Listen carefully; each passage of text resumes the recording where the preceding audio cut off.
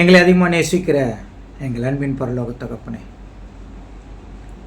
இந்த நாளை எங்களுக்கு கொடுத்த மைக்கா இயேசு கிறிஸ்து நாமத்தினாலே நன்றிகள் ஏறெடுக்கிறோம். இந்த நாளிலும் நீர் எங்களுக்காய் வைத்திருக்கிற சத்தியத்தை நாங்கள் அறிந்து கொள்ளவும் உணர்ந்து கொள்ளவும் இயேசு கிறிஸ்து நாமத்தினாலே எங்கள் கண்களை திறந்து கொடுக்கும்படியாய் ஜெபிக்கிறோம். இந்த நிமிடம் முதல் நீரே பொறுப்பெடுத்துக் கொள்ளும். இயேசு கிறிஸ்துவின் நாமத்தில் வேண்டுகிறோம் பிதாவே, ஆமென். கிறிஸ்துவுக்குள் பிரியமான அன்பு சகோதர சகோதரிகளே, இந்த அருமையான நாளை காணும்படியாய் செய்த பிதாவாகிய தேவனுக்கு இயேசு கிறிஸ்துவின் மூலம் நன்றி செலுத்துவோம்.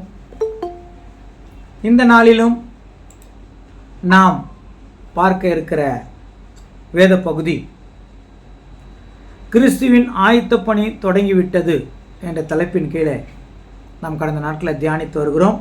உன்னதமானக்கு விரோதமாக பேசி பரிசுத்தவான்களை ஒடுக்குவான் பாகம் 4 இன்றைக்கு நம்ம பார்க்க இருக்கிறோம். ஆனால் கடந்த நாட்களில் நம்ம பார்த்தோம், இயேசு கிறிஸ்துவின் வருகை வந்திருக்கிறது. ஆங்காங்கே இயற்கை பேரழிவுகள் நடக்கிறது, கொள்ளை நோய்கள் வருகிறது. இப்பொழுது போர் கூட ரொம்ப தீவிரமடைகிறது. இயேசு கிறிஸ்துவின் வருகை சமீபமாயிடும். ஒருவேளை அவர் வருகை தாமதிக்குமானால், அல்லது ஒருவேளை அவருடைய வருகை இன்று இரவே இருக்குமானால் என்றெல்லாம் சொல்வதை நாம் கேள்விப்பட்டிருக்கிறோம். ஆனால் வேதத்தில் யுத்தங்களும் யுத்தங்களின் செய்திகளும் கேள்விப்படுவீர்கள், ஆனால் முடிவு வராது அப்படின்னு தேவன் தெளிவாக சொல்றார். முடிவு வராது. எப்போ முடிவு வரும்? ஒரு சம்பவம் நடக்கணும்னு அப்போஸ்தலன் பவுல் ஒரு குழு கொடுக்குறார். 2 தெசலோனிக்கர் புத்தகத்தில் சொல்லும்போது, விசுவாச துரோகம் முந்தி நேரிட்டு கேட்டின் மகனாகிய பாவ மனுஷன் வெளிப்பட்டால் ஒழிய அந்த நாள் வராது. இயேசு கிறிஸ்துவின் வருகைக்காக காத்து கொண்டிருந்த சபை தெசலோனிக்கே சபை, அவர்கள் யார் பேச்சையாவது கேட்டு நம்பி, ஏன்னா அவர் வருவார்னு ரொம்ப வாஞ்சியா இருந்தாங்க. அவங்களை ஏதாவது சொல்லி யார் பேச்சாவது கேட்டு அவர்கள் ஏமாந்து விடக்கூடாது என்பதற்காக அப்போஸ்தலர்கள் அவர்களுக்கு ஒரு எச்சரிப்பும் ஒரு அறிகுறி கூட சொல்கிறார். என்ன அறிகுறி என்றால், எங்களிடத்தில் வந்து தோன்றுகிற நிருபமாக இருந்தாலும் சரி, அல்லது ஒரு ஆவினாலாவது ஒரு வார்த்தையினாலாவது எங்களிடத்தில் வந்து தோன்றுகிற நிருபத்தினாலாவது என்று சொல்லி இயேசு கிறிஸ்துவின் வருகை வந்துவிட்டது யாருன்னா சொன்னால் நம்பாதீங்க அப்படின்னு சொல்லி அங்கே சொல்கிறார். விசுவாச துரோகம் முந்தி நேரிட்டு கேட்டின் மகனாகிய அந்த கேட்டின் மகன் தான் நாம் பார்க்கிற அந்தி கிறிஸ்து. அப்போ அங்கே அந்தி கிறிஸ்துன்னு ஆகணும், வரணும். அந்தி கிறிஸ்து உடைய வருகை வந்த பிறகுதான் இயேசு கிறிஸ்துடைய வருகை இருக்கும் என்று அங்கே தெசலோனிக்கே சபையில் நமக்கு சொல்கிறத பார்க்குறோம். அப்போ என்னெல்லாம் நடக்கும் அப்படின்லாம் அங்கே டீட்டெயிலு அங்கே சொல்லிகிட்டே வராங்க. ஆனால் நாம் என்ன எதிர்பார்க்குறோன்றா, அந்தி கிறிஸ்தினியே வருவான்னு நினைக்கிறோம். ஆனால் பைபிள்லேயே யோவான் புத்தகத்தில் பார்த்தீங்கன்னா இப்பொழுதே அநேக அந்தி கிறிஸ்தல் இருக்கிறார்களேன்னு இருக்கு. அப்போ அந்த காலத்திலேயே அந்தி கிறிஸ்து வந்தாச்சு. அடுத்தது அந்தி கிறிஸ்து என்றால் ஏதோ ஒரு அரேபியன் கண்ட்ரியிலிருந்தோ இல்லை வேறு மதத்திலிருந்தோ வந்து அவன் இந்த பூமியை ஆளுகை செய்வான். அந்தி கிறிஸ்து யார் என்ன பண்ணுவான்னா, இந்த பூமியை ஆளுகை செய்வான் என்று ஒரு போதனை இருக்கிறது. ஆனால் பைபிளில் தெளிவாக இருக்குது, அந்தி கிறிஸ்து அப்படின்னா ஒரு கிறிஸ்தவனாக தான் இருப்பான். அது தெளிவாக தெரியுது. அந்தி கிறிஸ்துவனா ஒரு கிறிஸ்துவன் தான். ஒரு கிறிஸ்துவன் வந்து அரேபியன் கண்ட்ரி இல்லை மற்ற வேறு மதங்களை பின்பற்றுகிற நாட்டை எல்லாம் அவனால் பிடித்து கொண்டு அவர்கள் மேலே அதிகாரம் செலுத்த முடியுமா? அதெல்லாம் வாய்ப்பே கிடையாது. அப்போ அந்தி கிறிஸ்து அப்படின்னா அவன் சபைக்குள்ளிருந்து தான் வருவான், சபையில் தான் ஆளுகை செய்வான், அவன் சபையில் தான் எல்லா காரியமும் அவனுக்கு நடக்கும் அப்படின்னு பார்க்கும். ஆனால் தான் சொல்லும்போது அந்தி கிறிஸ்து வந்து என்ன பண்ணுவாங்க, விசுவாச துரோகம் முந்தி நேரிட்டு கேட்டின் மகனாகிய பாவ மனுஷன் வெளிப்படுத்தால் வழி அதனால் வராது. அவன் எதிர்த்து நிற்கிறவனாகவும் தேவன் என்று எண்ணப்படுகிறது எதுவோ ஆராதிக்கப்படுகிறது எதுவோ அதுக்கு எல்லாவற்றும் மேலே தன்னை உயர்த்துகிறவனாகவும் அவன் இருப்பான். அப்படின்னா எல்லா இடத்துலையும் அந்தி கிறிஸ்துவை பற்றின ஃபுல் ஸ்டடி எடுத்து பாருங்க.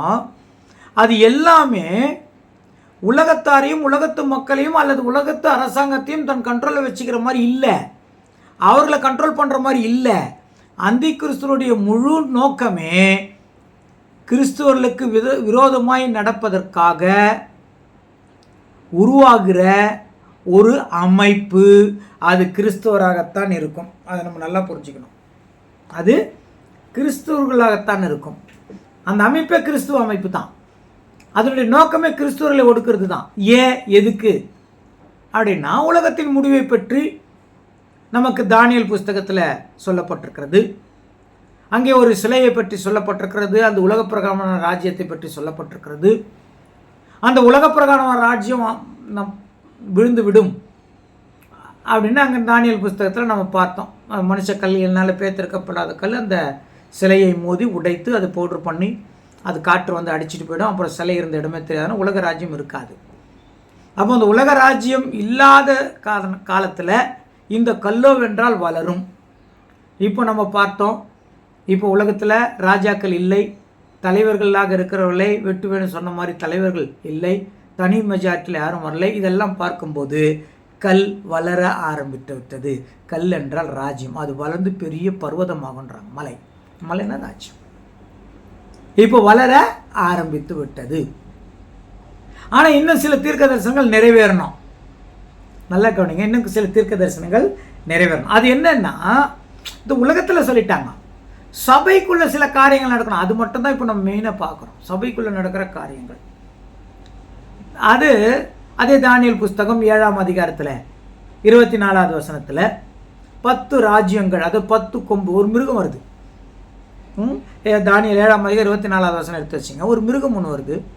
முதல்ல சிங்கம் போல் ஒரு மிருகம் வருது, அப்புறம் கரடி போல் ஒரு மிருகம் வருது, லெப்பட் சிறுத்தை வேங்கை போல் ஒரு மிருகம் வருது. இன்னொரு மிருகம் டிஃப்ரெண்ட்டாக இருக்குது. அது மீதியானெல்லாம் கடித்து எல்லாத்தையும் கவிட்டு காலின் கீழே மிதிச்சிச்சு. அது எந்த ராஜ்யம் அப்படின்னா, முதல் ராஜ்யம் பாபிலோன் ராஜ்யம், 2வது ராஜ்யம் கரடி மெதோ பர்ஷியா ராஜ்யம், 3வது ராஜ்யம் அலெக்சாண்டர் ராஜ்யம், 4வது ராஜ்யம் ரோம் ராஜ்யம். இந்த ரோம் ராஜ்யத்தில் பார்க்கும்போது 10 கொம்புகள் இருந்தது. அந்த 10 கொம்புகள் எதுனா 10 ராஜ்யங்கள் சேர்ந்தது தான் ரோம் ராஜ்யம். 10 ராஜ்யங்கள் சேர்ந்தது தான் ரோம் ராஜ்யம். அந்த 10 ராஜ்யத்துக்குள்ள நடுவில் ஒரு கொம்பு நாவுது வளருது. அப்போ தானியேலே சொல்கிறார், இந்த கொம்பு என்னது, இதுதான் நான் பார்க்கணும், அதைத்தான் தெரிஞ்சுக்கணும். அவருக்கு ரொம்ப ஆசையாச்சு. அந்த கொம்பு தான் அந்தி கிறிஸ்து. அப்போ அந்தி கிறிஸ்து எங்கே வருவான், எந்த ராஜ்யத்துக்குள்ளே வருவான்னு தெளிவாயிடுச்சு. அது ரோம் ராஜ்யத்தில் தான் வரணும். புரியுங்களா? இது ஏன் நம்ம பார்க்குறோம், மறுபடியும் நம்ம சொல்கிறேன், இயேசு கிறிஸ்துவின் வருகைக்கு முன்னாடி அந்தி கிறிஸ்து வரணும். அந்தி கிறிஸ்து எதிர்பார்த்தால்தான் நாம் கரெக்டாக வீழ்த்து கொண்டு இருக்கிறோம். அப்போ வீழ்த்து கொண்டு இருக்கிறவர்களா இருக்கணும்னா அங்கே வரணும். அது வாசிக்கலாம். தானியேல் 7ஆம் அதிகாரம் 24வது வசனம். அந்த 10 கொம்புகள் என்னவென்றால், அந்த ராஜ்யத்திலே எழும்பும் 10 ராஜாக்களாம். அவர்களுக்கு பின்பு வேறொருவன் எழும்புவான். அவன் முந்தினவர்களை பார்க்கிலும் வேறாயிருந்து 3 ராஜாக்களை தாழ்த்தி போட்டு. போதுங்க. இப்போ இந்த 10 ராஜ்யம் இல்லைங்களா, அப்போ இருந்தது. 10 ராஜ்யம் சேர்ந்து தான் ஒரு ராஜ்யமாக இருந்தது. அப்போ அதுக்கு வேறு வேறு பேர், அதெல்லாம் நான் ஒரு நாளைக்கு சொல்கிறேன். இப்போ அதுக்கு இருக்கிற பேர்லாம் கொஞ்சம் சொல்கிறேன். பார்த்தோங்க, Spain, England, France, Switzerland, Italy, போர்த்துகீசியல், ஜெர்மனி, ஹரோனி அது வந்து கிழக்கு ஜெர்மனியை சார்ந்தது. அடுத்தது அஸ்ரோகோத் வட ஐரோப்பியாவை சார்ந்தது. வான் டால்ஸ் வட ஆப்பிரிக்காவை சார்ந்தது. மொத்தம் 10 தேசம். இந்த 10 தேசம் சேர்ந்து தான் ஒரு அமைப்பாக இருந்தது. அந்த அமைப்பு பேர் தான் ரோம் ராஜ்யம். இவங்க தான் உலகம் ஃபுல்லாக இருந்தாங்க. உலக மகா பேரரசுகளாக இருந்தார்கள். அவங்க நிறைய விஷயங்கள் செய்திருக்கிறாங்க. ரோம் ராஜ்யம் ரொம்ப நிறைய விஷயங்கள் செய்திருக்கிறாங்க. அவங்க தான் பெரிய பெரிய ரோடு கொண்டு வந்தது, சிமெண்ட்டு அவங்க தான் கொண்டு வந்தது, மிலிட்ரி இன்டெலிஜென்ட், ஒரு ஆர்மின்னா இப்படி தான் இருக்கணும் அப்படின்னு ஒழுங்குமுறைகளை கொண்டு வந்தது. நிறைய விஷயங்கள் அவங்க பண்ணாங்க. அதான் சொன்னாங்களே, எல்லாவற்றையும் மிதித்து காலின் கீழே போட்டதுன்னா டிஃப்ரெண்ட் பண்ணிச்சு எல்லாத்தையும் ரோம் ராஜ்யம். இந்த 10 ராஜ்யம் இருந்த காலத்தில் நடுவில் ஒரு ராஜ்யம், ஒரு கொம்பு வருது. அது எப்படி இருக்குதுன்னா, வேறாய் இருந்தது அப்படின்னு இருக்குது. வேறாய் இருந்ததுன்னா அது கொஞ்சம் டிஃப்ரெண்ட்டாக இருந்தது. என்ன டிஃப்ரெண்ட்டாக இருந்தது, என்ன டிஃப்ரெண்ட்டு அப்படின்னா அடுத்த வசனத்தில் இருக்குது. அது என்ன டிஃப்ரெண்ட்டாக இருக்குதுன்னு வாசிக்கலாங்க. உன்னதமானவருக்கு விரோதமாக வார்த்தைகளை பேசி உன்னதமானவருடைய பரிசுத்தவான்களை ஒடுக்கி காலங்களையும் பிரமாணங்களையும் மாற்ற நினைப்பான். அவனுடைய வேலை என்னன்னா, இப்போ மற்றதெல்லாம் ராஜ்யம், புரிஞ்சுச்சிங்களா? மற்றதெல்லாம் ராஜ்யம். ஆனால் இவர் ராஜாவாக வராரு, ஆனால் உலகத்தை ஆளுகை செய்யலை. அதை நல்லா அண்டர்ஸ்டாண்ட் பண்ணிக்கணும். இதே விஷயம் எல்லா இடத்துலையும் வருது இல்லைங்களா? அந்தி கிறிஸ்து வந்து உலகத்தை ஆளுகை பண்ணி உலகத்தை தன் கண்ட்ரோலில் வச்சுட்டு உலகத்தை எல்லாம் மாற்றிட்டு வருவான். உலகம் அது தப்பாக சொல்கிறாங்க. இல்லை, உலகத்துக்கும் அவன் உலகத்துக்கிட்டே போகமாட்டான், உலகத்தின் ராஜாக்கள் கிட்ட போக மாட்டான். ஆனால் உலகத்தின் ராஜாக்கள் கூட சேர்ந்துக்குவான். அவனுடைய வேலை உலகத்தின் மக்களை தன் பக்கம் இழுக்கிறது, கண்ட்ரோல் பண்ணுறது இல்லை. அவன் பரிசுத்தவான்களை ஒடுக்குவான். அப்புறம் வாசிங்க சிஸ்டர் அது மறுபடியும். உன்னதமானவருடைய பரிசுத்தவான்களை ஒடுக்கி காலங்களையும் பிரமாணங்களையும் மாற்ற நினைப்பான். அவர்கள் ஒரு காலமும் காலங்களும் அரைக்காலமும் செல்லும் மட்டும் அவன் கையில் ஒப்பு கொடுக்கப்படுவார். அப்போ அவனுக்கு ஒரு காலம் கொடுக்குறாங்க. காலம், காலங்கள், அரைக்காலம் அப்படின்னு ஒரு காலம் கொடுக்குறாங்க. அந்த காலம் வரைக்கும் உன்னதமானவர்களும் ஒடுக்கி அதானே போட்டுக்கிறாங்க இல்லைங்களா? பரிசுத்தவான்கள் என்ன பண்ணுவான், ஒடுக்குவான். அவனுக்கு ஒரு காலம், பீரியட் கொடுத்துக்கிறாங்க. எவ்வளோ நாள்னா காலம், காலங்கள், அரைக்காலம். காலம்னா 1 வருஷம், காலங்கள்னா 2 வருஷம், அரைக்காலம்னா 1/2 வருஷம், மொத்தம் 3 வருஷம். 3 வருஷம் என்ன பண்ண முடியும்? இன்னொரு 3 வருஷம் ஆட் பண்ணிவிட்டு 7 வருஷம் உபத்திரம்ட்டாங்க. 7 வருஷம் உபத்திரம் பைபிள் இல்லவே இல்லை. ஆனால் பைபிளை டைரெக்டாக எடுக்கக்கூடாது. பைபிளில் ரொம்ப கால்குலேஷன்ஸ் இருக்குது, குரோனாலஜி ரொம்ப இருக்குது. இப்போ பைபிளில் இருக்கிற கணக்கின்படி தான் நாம் எடுக்கணும், அது தவிர நம்ம எடுக்க முடியாது. அப்போ பைபிளில் இருக்கிற கணக்கின்படி பார்த்தீங்கன்னா இதே விஷயத்த வெளிப்படுத்தல சொல்லியிருக்கிறாங்க. வெளிப்படுத்தல் 13:5 வாசிக்கலாமா? வெளிப்படுத்தல் 13:5. பெருமையானவைகளை பேசும் தூஷணங்களையும் பேசும் வாய் அதற்கு கொடுக்கப்பட்டது.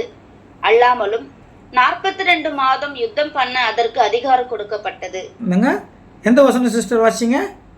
13:5. 13:5. 42 மாதம் யுத்தம் பண்ணதுக்கு என்ன பண்ணிருக்கிறாங்க? அதை வெளிப்படுத்த 12:6 கூட வாசிங்க. ஸ்திரீயானவள் வனாந்தரத்திற்கு ஓடி போனாள். அங்கே 1240 நாளளவும் அவளை போஷிப்பதற்காக தேவனால் ஆயத்தமாக்கப்பட்ட இடம் அவளுக்கு உண்டாயிருந்தது. 1260 நாள். 1260 நாள் போட்டுக்கிறாங்களா? 42 மாதம் போட்டிருக்கிறாங்களா? அங்கே தானியல் என்ன பண்ணுறோம், காலம், காலங்கள், அரைக்காலம் போட்டுக்கிறாங்களா? இங்கே கூட இருக்குது. அது அடுத்த படத்தில் நம்ம கண்டினியூ பண்ணலாம். வெளிப்படத்தில் கூட அதே இருக்குது இல்லைங்களா? போட்டிருக்காங்களா? அப்போ காலம், காலங்கள், அரைக்காலம்னா நம்ம 3 வருஷம் சொன்னாங்களா? இது எப்படி கால்குலேட் பண்ணுறது அப்படின்னா, முதலாவது பைபிளில் தேவன் ஒரு வருஷத்துக்கு, அதை ஒரு மாதத்திற்கு எத்தனை நாள் கொடுத்துருக்கிறாருன்னு புரிஞ்சுக்கணும். ஃபார் எக்ஸாம்பிள் இல்லைங்களா, ஒரு வாரத்திற்கு எத்தனை நாள் கொடுத்துருக்கிறாரு? 7 நாள். அது நம்மளுக்கு நல்லா தெரியும். ஒரு மாதத்துக்கு எத்தனை நாள் கொடுத்துருக்கிறாருன்னா 30 நாள் தான் கொடுத்துருக்காரு. ஒரு மாதத்துக்கு 31, 28, 30 இதெல்லாம் நம்ம ஏற்கனவே பார்த்துட்டோம். ரோம கேலண்டரில் வருது, அதெல்லாம் ஜூலியர் கேலண்டரில் வருது. தேவனுடைய கேலண்டரில் 30 தான். அதே மாதிரி 360 நாள் தான். ஒரு வருஷத்துக்கு 360 நாள் தான். இதை எப்படி நம்ம புரிஞ்சிக்கிறது அப்படின்னா, பாருங்க, அந்த 1260 நாள் இருக்குது இல்லையா, அதை ஒரு மாதத்துக்கு 30 நாள் நீங்கள் டிவைட் பண்ணிங்கன்னா கரெக்டாக 42 மாதம் வரும். 1260 நாள் டிவைடட் 30 போட்டிங்கன்னா 42 மாதம் வரும். அப்போ ஒரு மாதத்துக்கு 30 நாள் தெளிவாயிடுச்சு ஏங்களா? அதே மாதிரி ஒரு வருஷத்துக்கு 360 நாள் தான் தேவன் என்ன பண்ணார், கொடுத்தார். 360 நாள். அது அடுத்த ஒரு இதில் பார்க்கலாம். இன்னொரு விஷயம் புரிஞ்சுக்கோங்க. இயேசு கிறிஸ்து எங்கன்னா ஒரு வருஷம்னு சொன்னால், அதாவது ஒரு நாள்னு சொன்னால், இயேசு கிறிஸ்து எங்கன்னா ஒரு நாள்னு சொன்னால் அது ஒரு வருஷம்னு கணக்கு எடுத்துக்கணும். ஒரு உதாரணம் சொல்கிறேன் இல்லைங்களா? இவர் எப்போ வருவீங்க, நீங்கள் எப்போ வருவீங்கன்னு கேள்வி கேட்கும்போது இன்று, நாளை, நாளை மறுநாள்னு சொன்னார். இன்று, நாளை, நாளை மறுநாள். இயேசு கிறிஸ்துக்கு ஒரு நாள்னா 1000 வருஷம் நம்மளுக்கு தெரியும் இல்லையா? அப்போ இன்று, நாளை, நாளை மறுநாள்னா எவ்வளோ வருஷம்? 3 வருஷம். கரெக்டாக? இன்றுனா 1000, நாளைனா 2000, நாளை மறுநாள்னா 3000. அப்போ 3000 வருஷம் வரும்போது இயேசு கிறிஸ்துனா என்ன வந்துடணும். இப்போ 3000 வருஷம் ஆயிடுச்சா? 2000 வருஷம் முடிஞ்சிச்சு. 26 வருஷம் எக்ஸ்ட்ரா இருக்குது. அப்போ இப்போ என்ன இயேசு கிறிஸ்துன்னு வருக வரணும். இதுதான் கால்குலேஷன். இப்படி தான் கால்குலேஷன் பண்ணணும். இதை குறித்து நம்ம இன்னும் தெளிவாக அப்புறம் பார்க்கலாம். முக்கியமாக இயேசு கிறிஸ்துக்கு ஒரு நாள்னா 1000 வருஷம். பிதாவாகிய தேவன் இருக்கிறார்ல, அவருக்கு ஒரு நாள்னா எவ்வளோ வருஷம் தெரியுங்களா? 7000 வருஷம். அது எப்படி கால்குலேஷன் பண்ணுறதுன்னு இன்னொரு பாடத்தில் நம்ம பார்க்கலாம். இயேசு கிறிஸ்துக்கு ஒரு நாள்னா 1000 வருஷம். இப்போ தீர்க்கதரிசி இருக்கிறாங்களா பைபிளில்? தீர்க்கதரிசிங்க எங்கன்னா ஒரு நாள்னு சொன்னால், நாள் கணக்கில் சொன்னால் அது எப்படி எடுத்துக்கணும்னா ஒரு நாள்னா ஒரு வருஷம்னு எடுத்துக்கணும். அப்போ தான் இந்த கால்குலேஷன் புரியும். பைபிள் எப்படிங்க ரகசியமாக எழுதப்பட்டிருக்கிறது. பசிதாகத்தோடு வாஞ்சியோடு தேடுறவர்களுக்கு தான் அது புரியும். இங்கே கொஞ்சம் அங்கே கொஞ்சமாக எழுதப்பட்டிருக்கிறது. இதெல்லாம் நம்மளுக்கு தெரியும். அதனால் எல்லாருக்கும் இது புரியுறதில்லை. தேவனுடைய வார்த்தை பசிதாகத்தோடு தேடுறவர்களுக்கு தான் இது புரியும். அப்போ தீர்க்கதரிசிக்கு ஒரு நாள்னா ஒரு வருஷம் அப்படி கால்குலேட். இப்போ தீர்க்கதரிசி எங்கன்னா ஒரு நாள்னு சொன்னால் அதை ஒரு வருஷமாக என்ன பண்ணிக்கணும்? கால்குலேட் பண்ணணும். இப்போது தானியேல் தீர்க்கதரிசி தானே, அவர் எவ்வளோ நாள் சொல்லிக்கிறாரு இல்லைங்களா? 1260 நாள் சொல்லிக்கிறார். அப்போ 1260 வருஷம் கால்குலேட் பண்ணிக்கிறோம். இது எப்படி தெரியுது அப்படின்னா, ஒரு வசனம் இருக்குதுங்க. எசேக்கியேல் புஸ்தகம் 4ஆம் அதிகாரத்தில் ஒரு காரியம் அங்கே சொல்லப்பட்டிருக்கிறது. தீர்க்கதரிசிக்கு ஒரு நாள்னா எவ்வளோ வருஷம் அப்படின்னு. எசேக்கியேல் புஸ்தகம் 4ஆம் அதிகாரம் 4வது வசனம் வாசிக்கலாமா? எசேக்கியேல் புஸ்தகம் 4:4. நீ உன் இடது பக்கமாய் ஒரு கழித்து படுத்து அதன் மேல் இஸ்ரவேல் வம்சத்தாரின் அக்கிரமத்தை சுமத்திக்கொள். நீ அந்த பக்கமாய் ஒரு கழித்திருக்கும் நாட்களின் இலக்கத்தின் படியே அவர்களுடைய அக்கிரமத்தை சுமப்பாய். இப்போ என்ன ஆச்சுன்னா, அவருக்கு ஒன்று சொல்றாரு, நீ ஒரு பக்கம் ஒரு கழிச்சு படு. என்ன அது யூதா, அதாவது இஸ்ரேலுக்கு அக்கிரமம் அது சொல்றாரு. இந்த பக்கம் ஒரு கழிச்சு படு. அப்புறம் கொஞ்ச நாள் கழிச்சு இந்த பக்கம் ஒரு கழிச்சு படு. ஏன் அப்படி படுக்கணும்? ஆனால் அவங்க கேட்பாங்க ஜனங்க, ஏன் இவ்வளோ நாள் இப்படி படுத்துருந்து இவ்வளோ நாள் இப்படி படுத்துருந்தேன்னு கேட்பாங்க. அவங்களுக்கு நீ ஆன்சர் கொடுக்கணும். அடுத்த வசனம் வாசிக்கலாங்க. அவர்களுடைய அக்கிரமத்தின் வருஷங்களை உனக்கு நாட்கணக்காய் என்ன கட்டளையிட்டேன். பாருங்க, உனக்கு 4, உனக்கு 4ஆ சொல்றேன். மறுபடியும் மேல் வசனம் வாசிங்க. 4வது வசனம். நீ உன் இடது பக்கமாய் ஒரு கழித்து படுத்து அத்மேல் இஸ்ரவேல் வம்சத்தாரின் அக்கிரமத்தை சுமத்திக்கொள். நீ அந்த பக்கமாய் ஒரு கழித்திருக்கும் நாட்களின் இலக்கத்தின் படியே அவர்களுடைய அக்கிரமத்தை சுமப்பாய். அவர்களுடைய அக்கிரமத்தின் வருஷங்களை உனக்கு நாட்கணக்காய் என்ன கட்டளையிட்டேன். 390 நாட்கள் வரைக்கும் நீ இஸ்ரவேல் வம்சத்தாரின் அக்கிரமத்தை சுமக்க வேண்டும். 390 நாள் ஒரு ரைட் சைடு படுத்து நிப்பாரு. அப்புறங்க நீ இவைகளை நிறைவேற்றின பின்பு மறுபடியும் உன் வலது பக்கமாய் ஒரு கழித்து யூதா வம்சத்தாரின் அக்கிரமத்தை 40 நாள் வரைக்கும் சுமக்க வேண்டும். இப்படி படுத்து நிப்பாரு. இது இஸ்ரேலுக்காக. இந்த பக்கம் படுப்பாரு, அது யூதாக்காக. இது 40 நாள் படுப்பாரு, 360 நாள் படுப்பாரு. அப்புறங்க ஒவ்வொரு வருஷத்துக்கு பதிலாக ஒவ்வொரு நாளை உனக்கு கட்டளை. உனக்கு ஒரு வருஷம், அவங்களுக்கு ஒரு வருஷம், உனக்கு ஒரு நாள். அப்போ 390 நாள் இஸ்ரேவேலுக்கு கஷ்டப்படணும். அப்புறம் 40 நாள் யூதா கஷ்டம். இது அப்படியே இந்த தீர்க்கதரிசனம் வச்சுங்க நிறைவேறினது அப்படின்னு பாரு. இன்னொரு இடம் பார்க்கலாமா? அதாவது கானான் தேசத்துக்கு பாலும் தேனும் கொடுக்குற கானான் தேசத்துக்கு போகலான்னு சொல்லி தேவனை எல்லா இஸ்ரேல் ஜனங்களை வழிநடத்திட்டு போகும்போது அந்த தேசம் எப்படி இருக்குது அப்படின்னு பார்க்குறதுக்காக 12 பேர் அனுப்புகிறார். அந்த 12 பேரும் போயிட்டு வந்துட்டு 10 பேர் கொஞ்சம் அவிசுவாசத்தில் போயிட்டாங்க. என்னென்னா, அங்கே ரொம்ப பலவான்கள் இருக்கிறாங்க, நம்மளை நசிக்கிடுவாங்க அப்படிலாம் பேசிட்டாங்க. ஆனால் தேவன் அவர்கள் கூட இருக்கிறாருன்றதே அவங்க என்ன பண்ணிட்டாங்க, மறந்துட்டாங்க. 2 பேர் மாத்திரம் கரெக்டாக சொன்னாங்க, அம்மா கரெக்டு தான், ஆனாலும் நம்மளோட தேவன் இருக்கிறாங்க. அப்போது இவங்க எவ்வளோ நாள் அந்த அந்த கானான் தேசத்தை சுற்றி பார்க்க போனாங்கன்னா 40 நாள் போனாங்க. அப்போ தேவன் என்ன பண்ணிட்டாரு, நீங்கள் 40 நாள் போய் சுற்றி பார்த்துட்டு வந்தீங்களே, யாருக்கிட்ட 10 பேர்கிட்ட சொல்கிறார், 40 நாள் சுற்றி பார்க்க வந்தீங்க இல்லையா, அந்த 40 நாளுக்கு பதில் உங்கள் குடும்பம் 40 வருஷம் கஷ்டப்படணும். அந்த கானான்குள்ளே போகவே கூடாது. குறிப்பாக நீங்கள் போகக்கூடாதியா, உனக்கு அப்புறம் ஒருத்தவன் 40 வயசு ஆகிட்டான்னு அவன் போட்டோம். இப்போ ஒரு வயசில் இருந்தால் அவன் 40 வயசில் போட்டு நீங்கள் யாரும் போகக்கூடாது அப்படின்னு என்ன பண்ணுறாரு, அங்கே ஸ்ட்ரிக்டாக சொல்கிறார். அதில் காலேபும் யோசுவா மட்டும்தான் போகிறாங்க, மற்றவங்களாம் ஆயிட்டாங்க. அப்போ 40 நாள் அவங்க சுற்றுனாங்க. 40 நாள் அவங்க சுற்றி பார்த்தாங்க. 40 வருஷம் அவங்களுக்கு கொடுத்துட்றாரு. நீங்களா தேவனு அந்த மாதிரி என்ன பண்ணிடுறாரு, அங்கே செய்துகிறாருன்றதாக பார்க்குறோம். என்னாகமம் 14:34 இது குறித்து இருக்குது. என்னாகமம் 14:34. நீங்கள் தேசத்தை சுற்றி பார்த்த 40 நாள் இலக்கத்தின்படியே ஒவ்வொரு நாள் ஒவ்வொரு வருஷமாக நீங்கள் 40 வருஷம் உங்கள் அக்கிரமங்களை சுமந்து என் உடன்படிக்கைக்கு வந்த மாறுதலை உணருவீர்கள். 40 நாள் 40 வருஷம். அப்போ தீர்க்கதரிசி ஒரு நாள் சொன்னாங்க இல்லைங்களா, ஒரு வருஷம். இந்த கால்குலேஷன் படி இது எடுத்தா அந்தி கிறிஸ்துவனுடைய நாட்கள் 1260 நாட்கள். இது எங்கே ஸ்டார்ட் ஆகிதுன்னு தெரிஞ்சால் எப்போ முடியும்னு தெரிஞ்சிடும். இயேசு கிறிஸ்துவின் வரைக்கும் எப்போன்னு தெரிஞ்சிருமா தெரியாதா? ஈஸியாக தெரிஞ்சிடும். இதுதான் குழு. இதை வச்சு தான் நம்ம அடுத்த ஸ்டெப் மூவ் ஆகும். இதை ஞாபகம் வச்சுங்க. அடுத்தது, இவன் எந்த இடத்துலேருந்து வருவான்?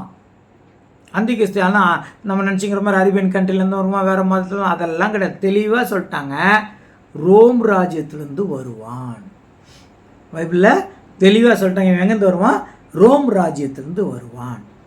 அந்த ராஜ்யத்திற்கு தானியேல் 2ஆம் அதிகாரத்தில் 10 விரல்னு சொல்லிட்டாங்க. அதில் களிமண் ஒட்டினுக்குதுன்னாங்க. அதே 7ஆம் அதிகாரத்தில் வரும்போது 10 கொம்பு நாங்கள், அதுலேருந்து ஒரு கொம்பு நாங்கள் வருதுன்னாங்க.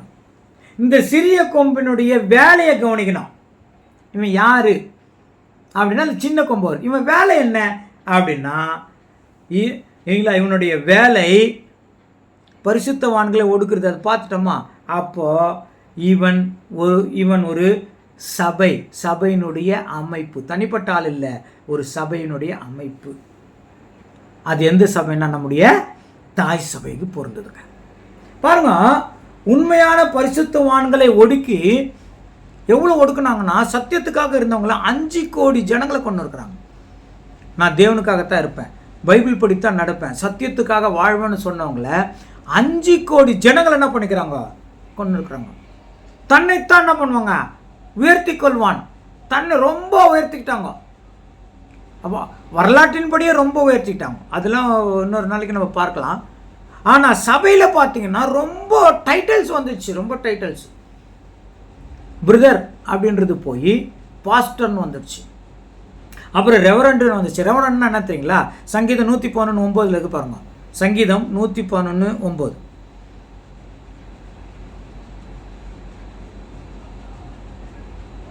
அவர் தமது ஜனத்திற்கு மீட்பை அனுப்பி,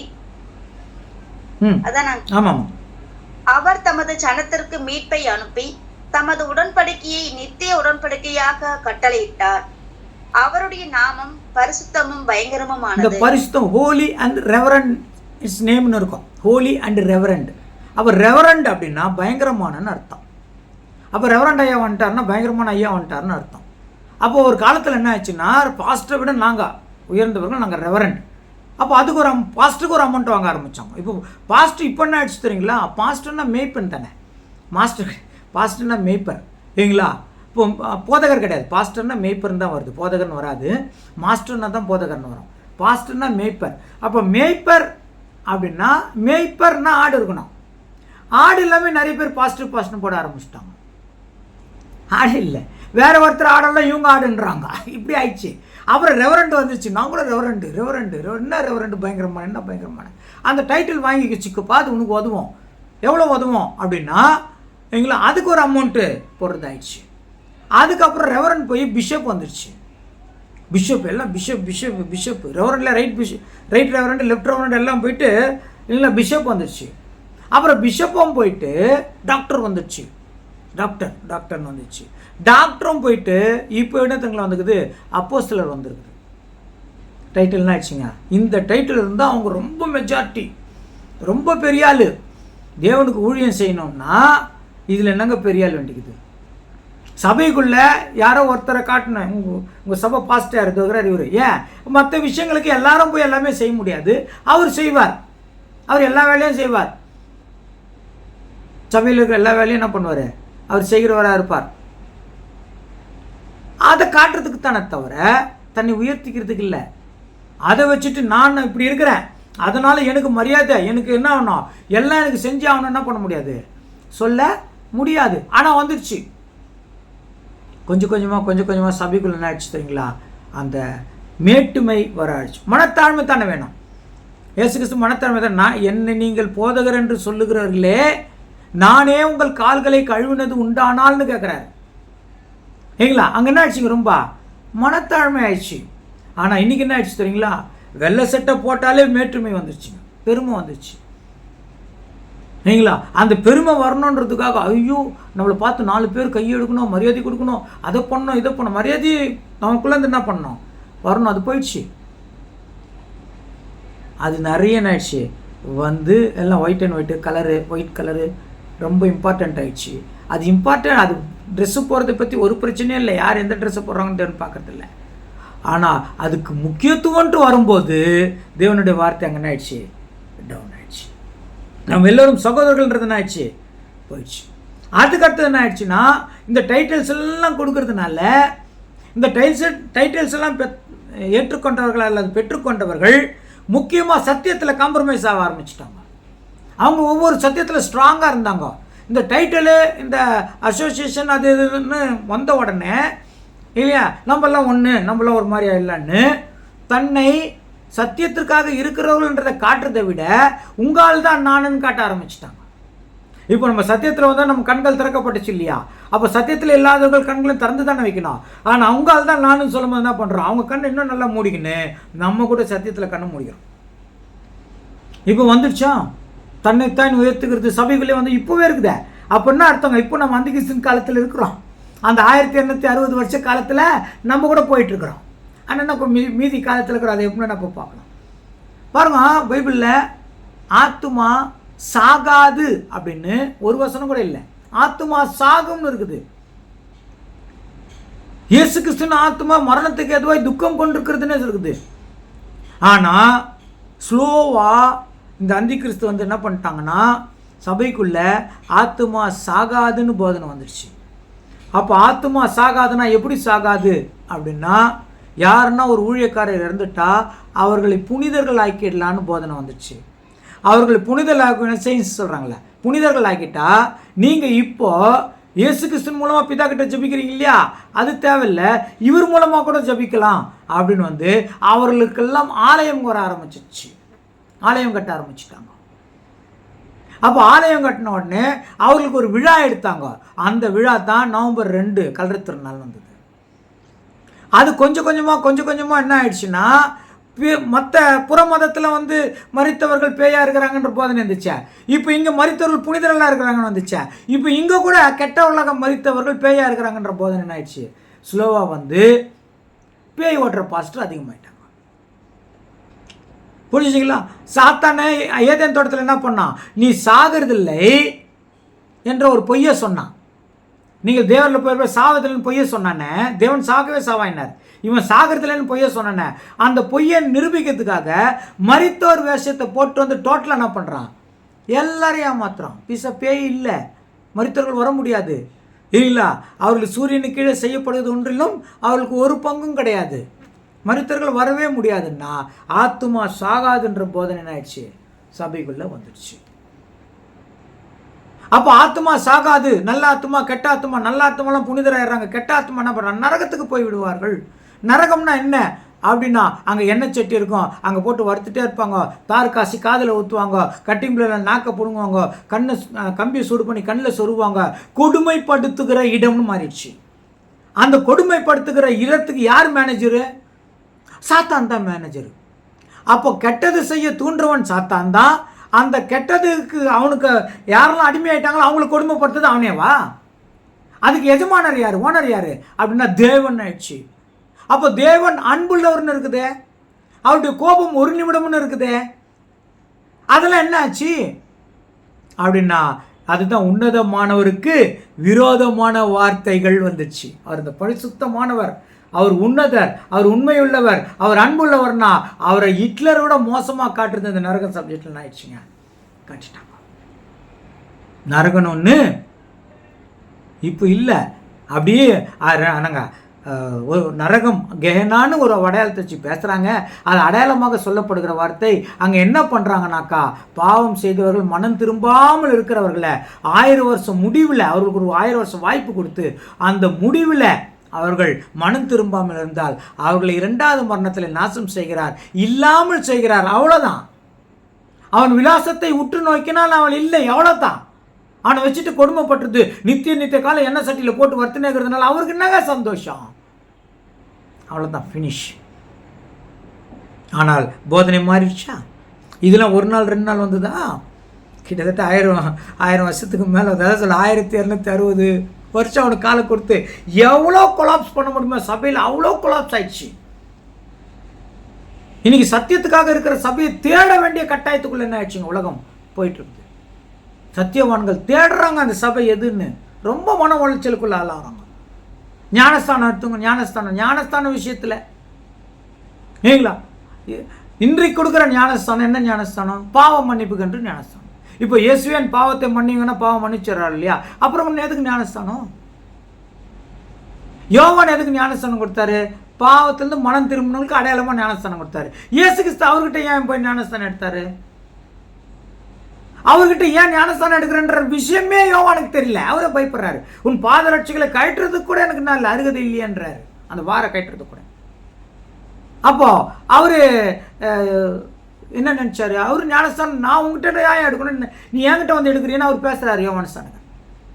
அப்போ இயேசு கிறிஸ்து எடுத்த ஞானஸ்தானம் இது? யோவான் கொடுத்த ஞானஸ்தானம் மனம் திரும்புவதற்காக. இயேசு கிறிஸ்து எடுத்த ஞானஸ்தானம் அவர் சொன்னாரு, இப்பொழுது இடம் கொடு, எல்லா நீதியும் நிறைவேற்ற வேண்டியதா இருக்கிறது. அது எல்லா நீதியும் நிறைவேற்ற வேண்டியதா இருக்குதுன்றத சபைக்கு சாத்தான் கண்களை குருடாக்கிட்டா, யாருக்கும் தெரியல. அதனால என்ன பண்ணிட்டாங்கனாக்கா, நாமும் அவரை மாதிரி ஞானஸ்தானம் எடுக்கணுன்றதுக்காக, அவர் பாவத்துக்காக மரித்தார் இல்லையா, அதே மாதிரி நாமளும் ஞானஸ்தானம் எடுக்கணும், பாவம் ஞானஸ்தானம் எடுக்கணுன்றதுக்காக அவர் ஞானஸ்தானம் எடுத்து காமிச்சாருன்றாங்க. அவர் பாவி மாதிரி ஞானஸ்தானம் எடுத்தாராமா. இயேசு கிறிஸ்து பாவியே இல்லை, அவர் பாவி மாதிரி ஞானஸ்தானம் எடுத்தாருன்னா அப்போ இயேசு கிறிஸ்து பொய் சொல்றான்னு ஆயிடும் இல்லையா?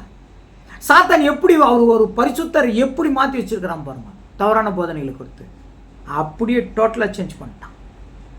இயேசு கிறிஸ்து எடுத்த ஞானஸ்தானம் என்ன, அந்த ஞானஸ்தானத்தை எடுக்கணும்ன்றது இன்னைக்கு சபைகள் மறந்தே போச்சுங்க. அது தெரியவே இல்லை, குருடாகிட்டா கண்களை. ஏந்தீங்களா? அநீதியில் பிரியப்படுகிறவர்களாக ஆயிட்டாங்க. தவறானவைகளை முக்கியத்துவம் படுத்ததாயிடுச்சு. வசனத்தின் மேல விருப்பம் இல்லை, வசனத்தின் மேல நம்பிக்கை இல்லை, ஃபுல்லா போயிடுச்சு. பரலோக அழைப்பு ஞானஸ்தானத்தை பரலோகம் போயிடுவாங்க, ஞானஸ்தானத்தை பரலோகம் போயிடுவாங்களா?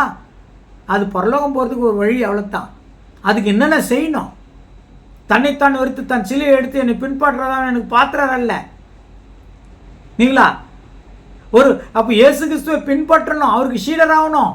அப்போ சீடராகணும், அவருக்காக நிறைய கஷ்டங்கள், உபத்திரங்கள், பாடுகள் படணும். அப்படிலாம் பட்டாதான் பரலோகம் போக முடியும். அநேகர் உட்பிரவேசிக்க வகை தேடினாலும் அவர்களாலே கூடாமல் போகட்டார் இயேசு கிறிஸ்து. அப்போ ஞானஸ்தானம் எடுத்தால் பரலோகம் போயிட முடியுமா? சகோதர சகோதரி, புத்தூர் போதனைகள் வந்துடுச்சு இல்லைங்களா? ஞானஸ்தானம் வந்துடுச்சு. விசுவாசிக்கும் பின்பற்றுவர்களுக்கும் வித்தியாசம் போயிடுச்சு இல்லைங்களா? நீங்கள் விசுவாசியா பின்பற்றுகிறவர்களா? பதில் சொல்ல முடியல. இங்கிலீஷில் சொன்னா சொல்கிறாங்க, விசுவாசினா ஃபாலோயர், பிலீவர். 2 இருக்குதுல்ல, பிலீவர் ஃபாலோயர். நீங்கள் ஃபாலோயரா பிலீவரானா சொல்ல தெரில. விசுவாசி, ஆனால் இயேசுக்கு என்ன வேணும்? ஃபாலோயர் தான் வேணும், விசுவாசி வேணும். ஒருவன் என்னை பின்பற்றி வர விரும்பினால் அப்போ விசுவாசி இல்லை, ஃபாலோயர். புரிஞ்சுதுங்களா? எல்லா போதனை என்ன ஆயிடுச்சு? ட்விஸ்டட் ஆயிடுச்சு. ட்ரினிட்டி, திருத்துவம், திரியேகம், ஆள் தத்துவம், ஒருவர் மூவராக இருக்கிறார், மூவர் ஒருவராக இருக்கிறார், வசனமே இல்லை. அப்படி ஒரு தோரணம் வர மாதிரி இருந்ததுனால அதை எடுத்துக்கிட்டு இதுதான் முக்கியம் என்ன ஆயிடுச்சுங்க? ட்ரினிட்டி, திருத்துவம். நீ திருத்துவத்தில் இருக்கிறியா? இல்லைன்னா நீ அந்தி கிறிஸ்து, நம்மளே சொல்லிடுறாங்க. ஆனால் பைபிளில் திருத்துவம், திரியேகம், ஆள் தத்துவம் என்ற வார்த்தை இல்லை. அப்போ இல்லாத வார்த்தையை நான் ஏன் விசுவாசிக்கணும்னு கேட்டாங்க பாருங்க, அவங்களெல்லாம் கொலை பண்ண ஆரம்பிச்சிட்டாங்க. எல்லாம் மாறிடுச்சுங்க சபையில், தெரியுங்களா? இப்போ நீங்கள் 2 தெசலோனிக்கேயர் 2ஆம் அதிகாரம் 9வது வசனத்தில் வாசிச்சோம்னா அங்கே ஒரு விஷயம் வருது. அடுத்து அது ரொம்ப முக்கியமான காரியம் ஆயிடுச்சு. அது என்ன தெரியுங்களா? அடையாள அற்புதம்.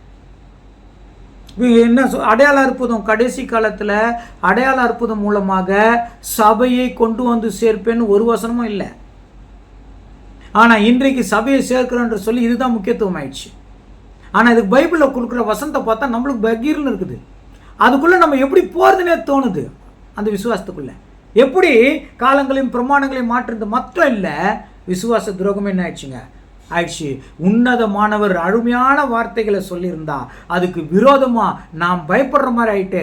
அதான் சொல்றாரு, மனுஷனால் பயப்படுகிற பயம் வந்துடுச்சு. அது வாசிக்கலாமா? 2 தெசலோனிக்கேயர் 9:2-9. அந்த அக்கிரமக்காரனுடைய வருகை சாத்தானுடைய செயலின்படி சகல வல்லமையோடும் அடையாளங்களோடும் பொய்யான அற்புதங்களோடும் கெட்டு போகிறவர்களுக்குள்ளே அநீதியினால் உண்டாகும் சகலவித வஞ்சகத்தோடும் இருக்கும். அப்போ அந்த அடையாள அற்புதம் யாரெல்லாம் நடக்குதா? அந்த அக்கிரமக்காரன் யார்? அதுதான் அந்த சொன்னுங்கிறாங்க, கேட்டின் மகனாகிய பாவ மனுஷன் வெளிப்பட்டால் ஒழிய அந்த நாள் வராது. அந்த அக்கிரமக்காரனுடைய வருகை சகலவித அடையாளங்கள் அற்புதமாக இருக்கும். அப்போது அற்புத அடையாளம் யாரால் நடக்குது? அந்தி கிறிஸ்துவால். நல்லா தெரிஞ்சுக்கோங்க. இதில் இப்போ இல்லைங்க, இதில் இந்த காலம் இல்லை, 1000 வருஷத்துக்கு முன்னாடியே ஸ்டார்ட் ஆயிடுச்சு இதெல்லாம். இப்போ இவங்களுக்கு, இப்போ இருக்கிறவங்களுக்கு யாருக்குமே அதை பற்றி தெரியாது. அது பைபிளை பசி தாகத்தோடு வாஞ்சியோடு தேடுறவங்களுக்கு மட்டும்தான் அந்த கண்களை திறந்து காட்டுறாருப்பா, இப்படி தான் இருக்குது, நீ ஜாக்கிரதையாரு, விழித்திரு அப்படின்னு அவங்களுக்கு தான் சொல்கிறார். மற்றவங்களாம் நீ எதுக்கா, நீ என்ன மேலே ஆசைப்படுற? சத்தியத்தின் மேலே உனக்கு வாஞ்சி இல்லை. அதாங்க சொல்லினே வராங்க, சத்தியத்தின் மேலே உள்ள வாஞ்சி அவங்களுக்கு இல்லாததுனால. நீங்கள் அதே விஷயம் மற்ற 24:24 கூட இருக்குது. அப்போ பொய்யான அற்புதம்னு சொல்லிட்டாங்க. பொய்யான அற்புதம்னு என்ன தெரியுங்களா? தேவன் செய்கிறது இல்லைங்க, அவ்வளோத்தாங்க. அங்கே அற்புதம் நடக்கும், எல்லாம் நடக்கும், ஆனால் அது தேவன் செய்கிறது இல்லை. தேவன் எப்போ தெரியுங்களா செய்வார்? அடுத்தது சொல்கிறேன், மற்ற 24:24 வாசிக்கலாங்க. ஏனெனில் கள்ள கிறிஸ்துக்களும் கள்ள தீர்க்க தரிசிகளும் எழும்பி கூடுமானால் தெரிந்து கொள்ளப்பட்டவர்களையும் வஞ்சிக்கத்தக்கதாக பெரிய அடையாளங்களையும் அற்புதங்களையும் செய்வார்கள். யாருங்க தெரிந்து கொள்ளப்பட்டவர்கள்? யாருங்க? சத்தியத்து மேலே வாஞ்சியா இருக்காங்க, இன்ட்ரெஸ்ட், அவங்கள ஏமாறுற மாதிரி நடக்குமா? பெரிய அற்புதங்கள் அடையாளங்களும் யார் செய்வாங்க? மறுபடியும் வாசிக்கலாங்க. ஏனெனில் கள்ள கிறிஸ்துக்களும் கள்ள தீர்க்கதரிசி இவங்க தான் சேருது. அப்ப இந்த கள்ள தீர்க்கதரிசி யார் தெரியுங்களா? அவன் தான் அந்தி கிறிஸ்துவனுடைய காரியங்கள். இந்த அந்தி கிறிஸ்து யார் கண்ட்ரோல் இருக்கிறான்? சாத்தான் கண்ட்ரோல் இருக்கிறான். அப்போ அந்தி கிறிஸ்துன்னா என்னன்னா, என்ன போட்டுக்கிறாங்க? கள்ள தீர்க்கதரிசியும் கள்ள கிறிஸ்துவர்கள் தானேங்க. கள்ள கிறிஸ்தவர்கள், அந்த கிறிஸ்துவ தான் அந்தி கிறிஸ்து. அப்போ அந்தி கிறிஸ்துன்றது ஒரு கிறிஸ்தவன் தான், கிறிஸ்துவ போர்வையில் தான் இருப்பான். ஆட்டுக்குட்டியின் தோலை போட்டுக்கிற ஓநாய்கள் இயேசு கிறிஸ்து சொல்கிறார் இல்லையா? இல்லைங்களா? அப்போ அப்படித்தான் இருப்பார்கள். ஆனால் அவர்கிட்ட என்ன பண்ணுங்க? அப்போ இயேசு கிறிஸ்துவே அடையாளம் இருப்பது என்ன சொல்கிறாரு? அவர் என்னென்ன சொல்கிறார் தெரியுங்களா? கடைசி காலத்தில் ஒரு விஷயம் நடக்குது. மற்ற 7:22 வாசிக்கலாமா? 7:22. அந்நாளில் அநேகர் என்னை நோக்கி, கர்த்தாவே கர்த்தாவே, உமது நாமத்தினாலே தீர்க்க தரிசனம் உரைத்தோம் அல்லவா? உமது நாமத்தினாலே பிசாசுகளை துரத்தினோம் அல்லவா? உமது நாமத்தினாலே அநேக அற்புதங்களை செய்தோம் அல்லவா என்றார்கள். உமது நாமத்தினாலே பிசாசுகளை துரத்தினோம் அல்லவா? இயேசு கிறிஸ்து என்ன சொல்லிட்டாரு? இல்லைங்களா? நம்ம ஏற்கனவே பார்த்தோம் இல்லைங்களா? பிசாசை துரத்த முடியாது, அவன் மரித்தோர் ஆவி என்ன பண்ண முடியாது? துரத்த முடியாது. ஏன்னா அவன் தான், சாத்தான் தான் மரித்தோர் வேஷத்தை போட்டு வந்துக்கிறான். இந்த சத்தியம் அவளுக்கு தெரியல. இவங்க நினச்சி நாங்கள் ராமசாமி குப்புசாமி பேயை துரத்துறது, பேய் ஓட்டுறதுன்னு. உம்மது நாமத்தினாலே அநேக அற்புத அடையாளங்கள் செய்தோம் அல்லவா என்பார்கள். இயேசு கிறிஸ்துவ கேள்வி கேட்குறாங்க. யாரு? ஊழியக்காரங்க. ஆனால் அவங்களுக்கு யாருக்குமே தெரிலங்க, அவங்க அந்தி கிறிஸ்துவின் கண்ட்ரோலில் வந்து அவனுடைய போதனையை ஏற்றுக்கிட்டு நடக்கிறாங்கன்னு அவங்களுக்கே தெரில. பார்த்தீங்களா? அந்தி கிறிஸ்துவனுடைய போதனையை இவர்கள் ஏற்றுக்கொண்டு அதை பின்பற்றுகிறாங்களா அவங்களுக்கு தெரியல. அவங்க பைபிள் இருக்கிறது தான் நம்பி இருக்கிறாங்க. ஆனால் பைபிள் இருக்கிற வார்த்தைகளை இல்லைங்களா குருடாக்கி எடிட் பண்ணி நமக்கு காமிச்சு ஏமாத்திடுறான். அதான் சொன்னாங்களே, டைட்டிலு, பெருமை, அது இதுன்னு எல்லாத்தையும் தூக்கி கொட்டின உடனே ஆட்டோமேட்டிக்காக சத்தியத்துக்கு என்ன ஆயிடுச்சுங்க? விலகி போகிற காலம் வந்துடுச்சு. சத்தியத்துக்காக வாழணும், தேவனுக்காக வாழணும், மனத்தாழ்மையோடு வாழணும், சகோதரத்துவத்தோடு வாழணும், அன்போடு வாழணும், இதெல்லாம் என்ன ஆயிடுச்சு? போயிடுச்சு. இன்னைக்கு சபைகளுக்குள்ள அன்பே இல்லாத சூழ்நிலையை பார்க்க முடியுது. எல்லா சபைகளும் சாத்தான் கை வச்சுட்டாங்க. ஆனால் எல்லா சபைகளிலும் தேவனுக்கா இருக்கிற ஒரு கூட்டம் இருந்துன்னு தான் இருக்குது. அட்லீஸ்ட் 2 பேராவது இருக்கிறாங்க. அதான் சொன்னார்ல, எங்கே என் நாமத்தினாலே 2-3 அவ்வளோதான் இருக்கிறாங்க, வாஞ்சியா இருக்கிறாங்க. அந்த வாஞ்சியா இருக்கிறவங்கள நீங்களும் ஒரு லிஸ்ட்டில் இருக்கிறது வந்து உட்காந்து கேட்டுனுக்கிறீங்க. எல்லாராலையும் இது கேட்க முடியாத. ஓடிடுவாங்க. பாதி கேட்கும் போதே போயிடுவாங்க. இவர் ரொம்ப துர்போதனை சொல்கிறாருன்னு போயிடுவாங்க. ஆனால் பைபிளில் இருக்குதுங்க, அதை தான் நான் சொல்கிறேன். கண்கள் திறக்கப்படும் போது எல்லாம் புரிஞ்சிடும். உமது நாமத்தினால் பிசாசுகளை துரத்தினோம் அல்லவா என்பார்கள். அவளை பார்த்து இயேசு கிறிஸ்து சொல்றாரு, அக்கிரமம் செய்கைக்காரர்களே என்னை விட்டு அகன்று போங்கன்றாரு. அப்போ அது அக்கிரமம் என்றாரு. அப்போ தீர்க்கதரிசனம் சொல்றது அக்கிரமம், அடையாள அற்புதம் பண்றது அக்கிரமம், பேய் ஓட்டுறது அக்கிரமம் என்றாரு. ஏன் அக்கிரமம் சொன்னார்னு யோசிக்கல. என்ன சொல்லுங்க பக்கத்து வீட்டுக்காரனை சொன்னாருன்னு நினைச்சு இவங்க கண்டினியூ பண்ணுறாங்க. விளைவு எப்படி தெரியுங்களா? அவர்கள் மரிக்கிறதுக்கு முன்பதாக தேவனுக்கு கணக்கு கொடுத்துட்டு தான் மரிக்கணும். அவ்வளோ மோசமான நிலைமை வந்துடும் பாருங்க. அங்கே சொல்லும்போது உன்னாமத்தினாலே உன்னாமத்தினாலே, அது முன்னாடி ஒரு டெஃபினேஷன் கொடுக்குறாரு. அது வாசிக்கலாமா? அதுலேயே 14வது வசனம் வாசிங்க. 14வது வசனம். ஜீவனுக்கு போகிற வாசல் இடுக்கமும் 15 வழி இறுக்கமுமா இருக்கிறது, அதை கண்டுபிடிக்கிறவர்கள் சிலர். 15வது வசனம். கள்ள தீர்க்கதரிசிகளுக்கு எச்சரிக்கையா இருங்கள், அவர்கள் ஆட்டுத்தோலை போர்த்து கொண்டு உங்களிடத்தில் வருவார்கள். கள்ள தீர்க்கதரிசிகள் ஊழியக்காரங்க தான். அவங்க எதை போட்டுன்னு வராங்க? ஆட்டுத்தோல். ஆட்டுத்தோலை போட்டுன்னு வராங்க. ஆட்டுத்தோலை போட்டு வருகிற வாசிங்க. அவர்கள் ஆட்டுத்தோலை போர்த்து கொண்டு உங்களிடத்தில் வருவார்கள். ஆட்டுத்தோல் என்னங்க? ஆடு யாரு? கர்த்தராக இயேசு கிறிஸ்து. இயேசு கிறிஸ்து நாமத்தில் தான் இருக்கிறாங்க. அப்போ அந்தி கிறிஸ்து எங்கன்னு தான் வரான்? சபைகள் தான். அது ஒரு அமைப்பு. அவனுடைய வேலை துர்போதனை செய்கிறது, அதை ஆணித்தரமாக பேசுறது, அதை விசுவாசிக்க சொல்லி கட்டாயப்படுத்துறது. அப்போ அந்தி கிறிஸ்து வந்துட்டானா வரணுமா அப்படின்னா அநேக அந்தி கிறிஸ்துகள் இப்போவே இருக்கிறார்கள். பார்த்தீங்களா? அப்போ இப்போ இப்போ இப்போ அந்த காலத்தில் என்ன உக்காந்துக்குன்னு இயேசு கிறிஸ்து போதனையை விட்டுட்டு யாரை பார்க்குறோமோ, யார் மேலே ரொம்ப விசுவாசமாக இருக்கிறோமோ, யாரை ரொம்ப நம்புகிறோமோ, நம்பிக்கை துரோகம் தானே. அப்போ சத்தியத்தின் மேலே விசுவாசம் இருந்தால் தப்பிச்சிடலாம். இல்லை நான் அவரை தான் பார்க்குறேன், ஒரு பர்டிகுலராக ஒரு அமைப்பை நம்ம பார்த்துட்டு ஒரு நபரை ஒருத்தர் பார்த்துட்டு இருந்தோம்னா மோசமான நிலைமைக்கு போயிடுவோம். அதைத்தான் அங்கே சொல்கிறாருங்க, இவர்கள் ஆட்டுத்தோலை போட்டு வருகிறார்கள். 16வது வசனம். அவர்களுடைய கனிகளினாலே அவர்களை அறிவீர்கள். ஒரே போதுங்க, ஒரே வார்த்தை, அவர்கள் கனினாலே அவர்கள். இப்போ இவங்க கரெக்டாக இல்லையானா பேசும்போது நல்லா தக்காளி பழம் மாதிரி பேசிட்டு, ஆனால் கிரியை இல்லை, ஒன்றும் சரியில்லைன்னா அவர்கள் எல்லாம் நாங்கள் துர்போதனைக்காரர்கள் தான். அதனால தான் ஒவ்வொருத்தரும் என்ன பண்ணுவோம், அவளுடைய கிரியையை வாட்ச் பண்ணணும். கிரியை இல்லாத விசுவாசம், கிரியை பற்றி நிறைய வசனங்குது. கிரியை இல்லாத விசுவாசம் செத்ததாக இருக்குது. அவருடைய கிரியினாலே அவர்கள் என்ன பண்ணலாம் தெரிஞ்சுக்கலாம். இதை செய்து சாத்தானும் அவருடைய சந்ததியாரும். சரி, இதே விஷயம் இங்கே பார்த்தோம் இல்லைங்களா, கடைசி காலத்தில் பற்றி பேசுகிறாங்க. அங்கேயாவது சொல்கிறாங்களா பார்க்கலாமா? வெளிப்படுத்தல் 13ஆம் அதிகாரம் 13-14 சொல்கிறாங்களா பார்க்கலாமா? வெளிப்படுத்தல் 13ஆம் அதிகாரம் 13-14. அன்றையும் அது மனுஷருக்கு முன்பாக வானத்திலிருந்து பூமியின் மேல் அக்கினியை இறங்க பண்ணத்தக்கதாக பெரிய அற்புதங்களை நடப்பித்து மிருகத்தின் முன்பாக அந்த அற்புதங்களை செய்யும்படி தனக்கு கொடுக்கப்பட்ட சத்துவத்தினாலே பூமியின் குடிகளை மோசம் போக்கி போதுங்க. அடையாள அற்புதம் எது நடக்குது? பூமியின் குடிகளை மோசம் போக்குறது. அப்ப ஜெபம் பண்ணி எங்களுக்கு நல்லா ஆகுது, நல்லா ஆகுது. எவ்வளவு பேர் இயேசு கிறிஸ்து ஏத்துக்கிறாங்க, நல்லாயிட்டு அவங்கவுங்க வேலையை பார்த்துக்கிறாங்க. கரெக்டுங்களா? எது மேல கண் போல அந்த யார் நல்லா ஆக்குனாரோ அவர் மேல தான் அந்த பற்றுதல் போச்சு, அவர் மேல தான் வாஞ்சி போச்சு, தவிர தேவன் மேல வரல. அவர் தான் மெயின், அவர் கடவுள், நீங்க தாங்க தேவன் வாங்க. என்கிட்ட கூட நாங்கள் அக்குபஞ்சர் ட்ரீட்மெண்ட் பண்ணும்போது நிறைய பேர் நீங்கள் தாங்க கடவுள்னுவாங்க. கடவுளுக்கு கொடுக்குறத கடவுளுக்கு கொடுங்க, அவருக்கு கொடுக்குறது எனக்கு கொடுத்து அவர் அவமானப்படுத்தாதீங்க. நான் ஓப்பனாக சொல்லிடுறேன், அவருக்கு கொடுக்குறது அவருக்கு தான். அப்போ அற்புத அடையாளம் நடக்கிறது இல்லையா, நம்ம ஜெபம் பண்ண கேட்கறது இல்லையாண்ணா, நீங்கள் பர்டிகுலராக மனசார ஜெபம் பண்ணுறீங்க பாருங்க, அந்த ஜெபத்தை கேட்டு தேவன் உங்களுக்கு அற்புதம் செய்வார்.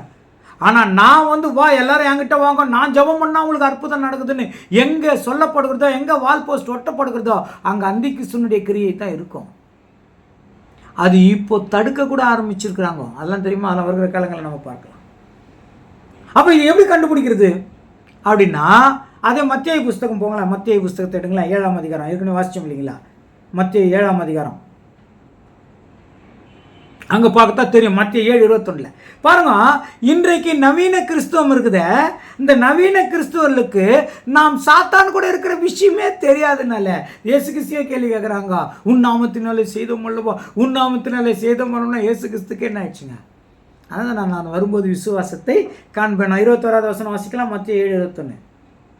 பரலோகத்தில் இருக்கிற என் பிதாவின் சித்தத்தின்படி செய்கிறவனே பரலோக ராஜ்யத்தில் பிரவேசிப்பானே அல்ல. அதுதான் முக்கியம்.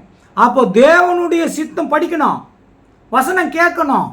வசனம் கேட்க கேட்கத்தான் தேவனுடைய சித்தம் புரியும். வசனம் படிக்க படிக்கத்தான் தேவனுடைய சித்தம் புரியும். சும்மா மொபைல் பண்ண நோண்டிக்கின்னு நல்ல தேவையில்லாமல் டைம் வேஸ்ட் பண்ணியிருந்தா தேவனுடைய சித்தம் தெரிஞ்சிருமா? இதுதான் தேவனுடைய சித்தம் புரிஞ்சிருமா? புரியவே புரியாது. நாமளும் ஏதோ சர்ச்சைக்கு போகிறோம், உட்காடுறோம், ஜெபம் பண்ணுறோம், காணிக்கை கொடுக்குறோம், திருப்பி வந்துடுறோம், வாரத்துக்கு வரோம், அப்படித்தான் போவோமே தவிர அந்த டைமை யூஸ் பண்ணி தேவன் அந்திகிறிஸ்துவின் போதனைகளை உள்ள கொட்டி எல்லாத்தையும் என்ன பண்ணிடுவாங்க? சாத்தான் இந்த உலகத்தின் தேவன், பிரபஞ்சத்தின் தேவன் அந்திகிறிஸ்துவனுடைய போதனைகள் என்ன பண்ணிடுவான்? உள்ள கொண்டு வந்து எல்லாத்தையும் என்ன பண்ணிடுவான்? மாற்றி விடுவான். சகோதர சகோதரி, அதான் அங்கே சொல்லும்போது தேவனுடைய சித்தத்தின்படி செய்யணும். தேவனுடைய சித்தத்தின்படி செஞ்சா சாத்தான் சும்மா இருப்பானா? அந்திகிறிஸ்துவின் கூட்டம் சும்மா இருக்குமா? அவங்க என்ன நினைக்கிறாங்க? நாம ஒன்று சொல்லிக்கிறோம், இவன் வந்து வேற சொல்கிறான், இவன் பைபிள் இருக்கிறதெல்லாம் தெளிவாக சொல்கிறான், இவனை விடக்கூடாது. பிதாவினுடைய சித்தத்தை என்ன பண்ணுறான்? செய்கிறவனை விடுவாங்களா?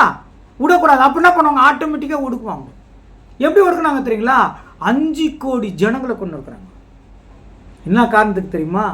நம்ம மேலே பார்த்தோமே, ஆவி ஆத்மா சரீரம், ஆத்மா சாகாது, ஞானஸ்தானம், இதெல்லாம் தவறான போதனைகள் போதிச்சவங்கள, இதெல்லாம் தவறான போதனைகளை இதில் நம்பாதீங்கன்னு போதிச்சவங்கள 5 கோடி ஜனங்களை கொண்டு இருக்கிறாங்க. 5 கோடி ஜனங்களை பார்த்தீங்களா? அப்போனா இனி அது 5 கோடி ஜனங்கள் அங்கேயே நினச்சிக்காதீங்க, அப்படி இங்கே வாங்க. இப்போ நம்ம இருக்கிற காலத்தில் வாங்க. சரியாக வேதத்தின்படி பேசுகிறவர்களை இன்றைக்கு கிறிஸ்துவர்கள் ஏற்றுக்கொள்வதில்லை. பைபிளில் இருக்கிற உண்மைகளை எடுத்து சொன்னால் ஏற்றுக்கொள்வதில்லை. இன்றைக்கு பாரம்பரியத்திற்கு முக்கியத்துவம், கொண்டாட்டத்திற்கு முக்கியத்துவம், பண்டிகைகளுக்கு முக்கியத்துவம், இதெல்லாம் நம்மளுக்கு வேணாம், தேவனை பற்றி நினச்சிட்டு இருக்கணும்னு சொன்னது மாறிடுச்சு. அதை சொல்றவர்களை ஏற்றுக்கொள்வதில்லை. இந்த ஏற்றுக்கொள்ளாதவர்களாம் ஒரு குரூப்பாக சேர்றாங்க. மாற்றி பேசும், நம்ம சொல்லி வச்சுக்கிறோம் சபைக்குள்ளே, மாற்றி நீ சொன்னதே தப்பியான்னு சொல்கிறோம். வானம் நாங்கள் அதிலே இருக்கிறோம், அதில் எங்களுக்கு பெருமை வருகிறது, அதில் எங்களுக்கு செல்வாக்கு வருகிறது, மதிப்பு கொடுக்கிறது, மரியாதை கொடுக்கிறது, பணம் வருகிறது. எவ்வளோ ஒரு தவறான போதனைகள். அப்போ அது சொன்னாக்கா இவர்கள் எல்லாம் ஒன்றா சேர்றாங்க, ஒரு குரூப்பாக சேர்ந்துங்களா செயல்படுறாங்க. யாருக்கு விரோதமாக? பரிசுத்தவான்கள். பரிசுத்தவான்கள்லாம் சும்மா இல்லைங்க, சத்தியத்தை இப்படி யார் நடக்கணுன்றாங்களோ அவங்க எல்லாம் பரிசுத்தவான்கள் தான். அவங்கள அநீதி போகவே மாட்டாங்க. பைபிளுக்கு விரோதமாக இருக்குதுன்னா அதை ஏற்றுக்கொள்ளவே மாட்டாங்க. அதை தான் பவுல் நாங்கள் 2 தீமோத்தி 1ஆம் அதிகாரத்தில் அப்போஸ்தலன் பவுல் அதை எக்ஸ்பிளைன் பண்ணுறார். 2 தீமோத்தி 1ஆம் அதிகாரம் 2வது வசனம். பிரியமுள்ள குமாரனாகிய தீமோத்தேயுவுக்கு எழுதுகிறதாவது, பிதாவாகிய தேவனாலும் நம்முடைய கர்த்தராகிய கிறிஸ்து இயேசுவினாலும் கிருபையும் இரக்கமும் சமாதானமும் உண்டாவதாக. அடுத்த வசனம். நான் இரவும் பகலும் இடைவிடாமல் என் ஜெபங்களில் உன்னை நினைத்து உன் கண்ணீரை ஞாபகம் பண்ணி சந்தோஷத்தால் நிறையப்படும்படிக்கு உன்னை காண வாஞ்சையாய் இருந்து. 2 தீமோத்தேயு 1:2 தான் அங்கிள். ஒரு நிமிஷம்.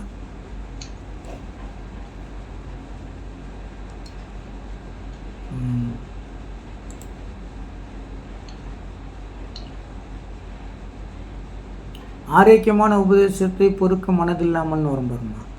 அது எதில் வருது பாருங்க.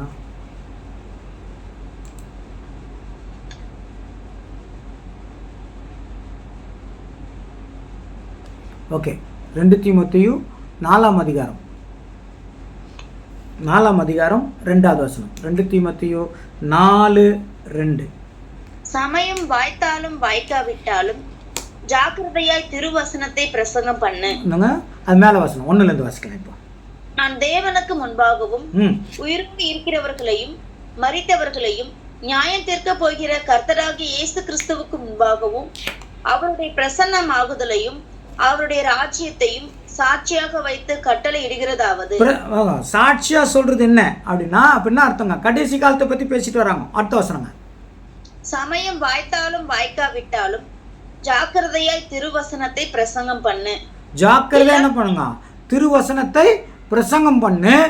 அது அங்க சொல்லும் போது சொல்றாங்க. இப்போ அடுத்து சொல்லுங்க, அடுத்து வாசிங்க.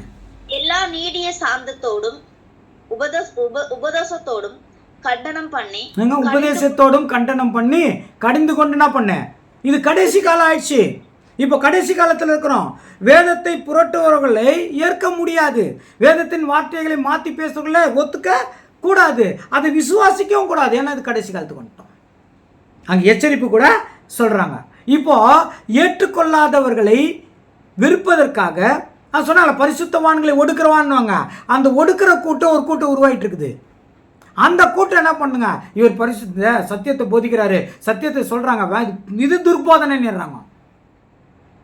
வசனம் என்னங்க பார்க்கறதில்ல. ஆனால் சிலருடைய கண்கள் மட்டும் திறந்துட்டு எச்சரிக்கை ஆயிடுறாங்க. சிலர், முக்கால்வாசி பேர் அதில் விழுந்துருவாங்க.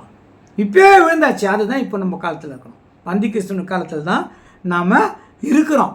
கண்கள் அவர்கள் குருடாக இருக்குது நீங்களா. அதனால என்ன பண்றாங்கன்னா, அடுத்த வசனம் வாசிங்களேன். ஏனென்றால் அவர்கள் ஆரோக்கியமான உபதேசத்தை பொறுக்க மனதில்லாமல் செவித்தினவு உள்ளவர்களாகி தங்கள் ஆரோக்கியமான உபதேசத்தை கேட்கறதுக்கு அவங்கள மனசு ஆரோக்கியமான என்னங்க, சத்தியம் பைபிள் இதாங்க இருக்கு அப்படின்ற உபதேசம் கேட்கறதுக்கு என்ன ஆகல, மனசு இல்லை. பைபிள் இல்லாததெல்லாம் நம்புங்க, அதை செய்யுங்கன்றதுல என்ன ஆயிடுச்சுங்க, ரொம்ப இன்ட்ரெஸ்ட் ஆயிடுச்சு. அதுக்கு முக்கியத்துவம் ஆயிடுச்சு. அதுதான் கரெக்டுன்னு ஆயிடுச்சு. பைபிள் மேல அந்த நம்பிக்கை, அன்பு எல்லாம் போச்சு. எல்லாம் கீழே போயிடுச்சு. எல்லாம் போலி ஆயிடுச்சு. எல்லா சபைகளிலும் போலி உருவம் ஒன்று இருக்கிறது. அதாவது 2 முகம் இருக்கிறது. உண்மையான முகத்தை கிறிஸ்துவ முகமுடி போட்டுக் கொண்டிருக்கிறது இன்றைய நவீன கால கிறிஸ்தவம். உள்ள போந்து பார்த்தா தான் தெரியும். அவர்கள் கொடுக்கும் கனியினாலே அவர்களை அறிவீர்கள்.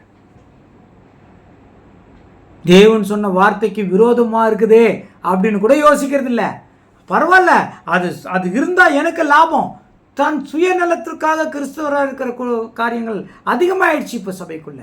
ஏன் தெரியுங்களா, அந்த 1260 வருஷம் காலத்தில் நம்ம இருக்கிறோம்.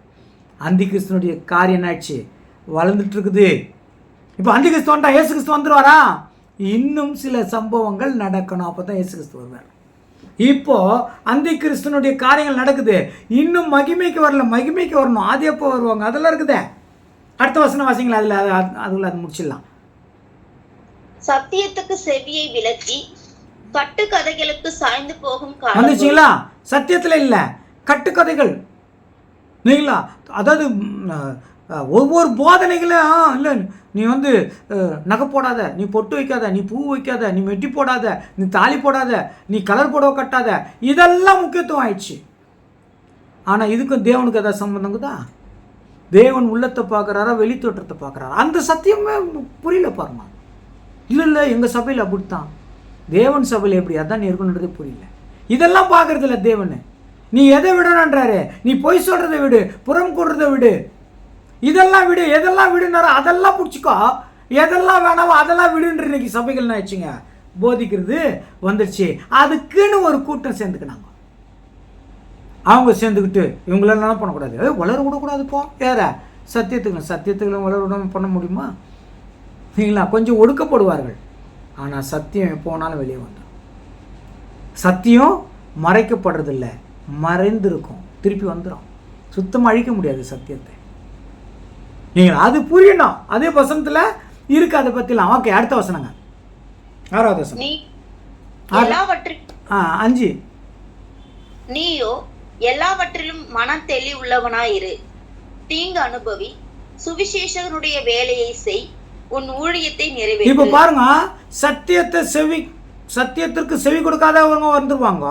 நீ கரெக்டா இருன்னு சொல்லிட்டு அங்க என்ன சொல்றா பாருங்க, நீயும் எல்லாவற்றையும் தெளிவுள்ளவனாயிரு, கரெக்டா இருந்துரு, நீ தெளிவா இருந்துரு. ஆனா நீ தெளிவா இருந்தீன்னா நீ அவர்கள் மூலமா தீங்கு அனுபவிப்ப. அங்க முடிச்சிட்டாங்க. எல்லாவற்றிலும் மன தெளிவு உள்ளவனாயிரு, தீங்கு அனுபவி.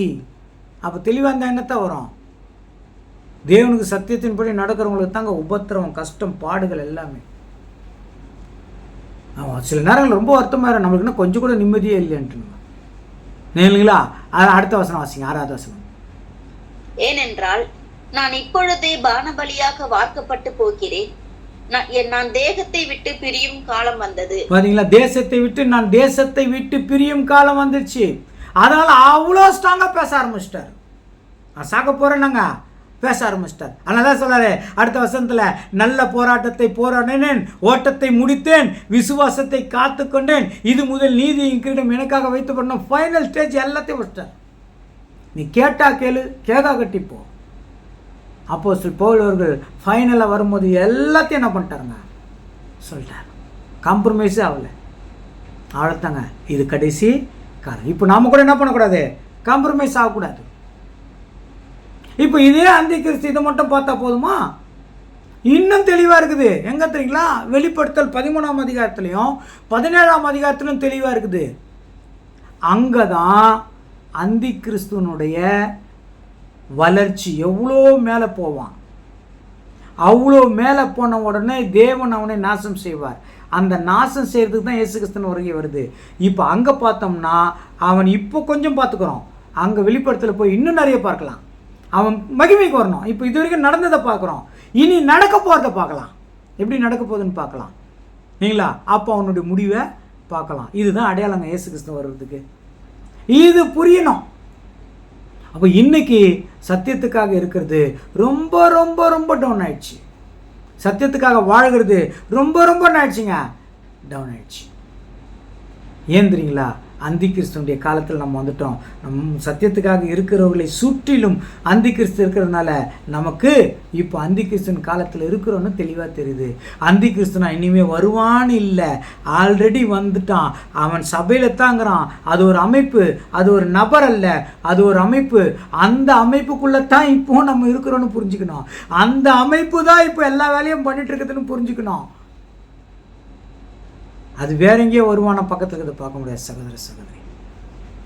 அதனால் நம்ம அதை புரிஞ்சு அதன்படி நடக்க பிதாவாகிய தேவன் இயேசு கிறிஸ்துவின் மூலமாக இன்னும் நம்மளுக்கு ஞானத்தை கொடுப்பாராக. இந்த நல்ல நேரத்தை கொடுத்த பிதாவாகிய தேவனுக்கு இயேசு கிறிஸ்துவின் மூலமாய் நன்றி செலுத்துவோம். மீண்டும் நாம் அடுத்த வாரம் பார்க்கலாம். அனைவருக்கும் நன்றி.